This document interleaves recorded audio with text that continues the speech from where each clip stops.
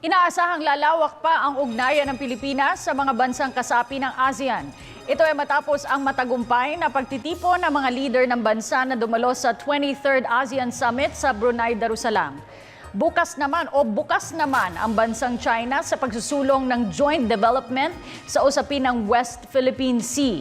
Inanunsyo naman ni US Secretary of State John Kerry ang pagkansela ng kanyang pagbisita sa Pilipinas sa Sabado dahil sa papalapit na sama ng panahon.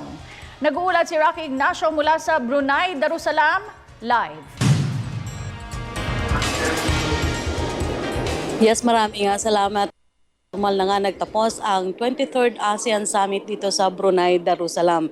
Pinagtibay ng mga ASEAN leaders kasama si Pangulong Aquino ang tinatawag na ASEAN Declaration kung saan nakasentro ang pagbangon o hangarin makabangon sa kahirapan ang rehiyon kasabay na rin ang pagpapatatag ng seguridad sa rehiyon. Formal na rin na isalin sa bagong chairmanship ng ASEAN para sa 2014 ASEAN Summit ang sa Myanmar. Naritong report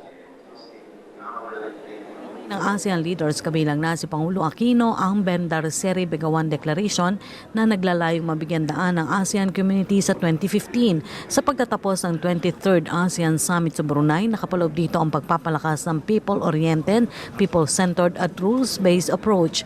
Naging pangunahing paksa kasi ng tao ng summit ang pagbawas ng kahirapan, pagpapalago ng ekonomiya at pagpapanatili ng matatag na seguridad sa rehiyon.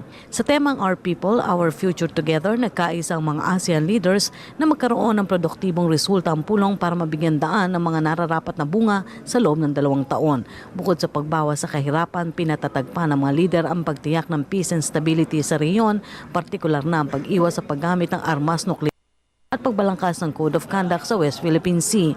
Nauna ng pinasalamatan ng ASEAN leaders ang China dahil sa pagiging bukas na makipagtulungan para sa pagresolba ng usapin ng maritime disputes sa mapayapang paraan. Samantala, formal na rin naisali ng 2014 ASEAN chairmanship sa Myanmar.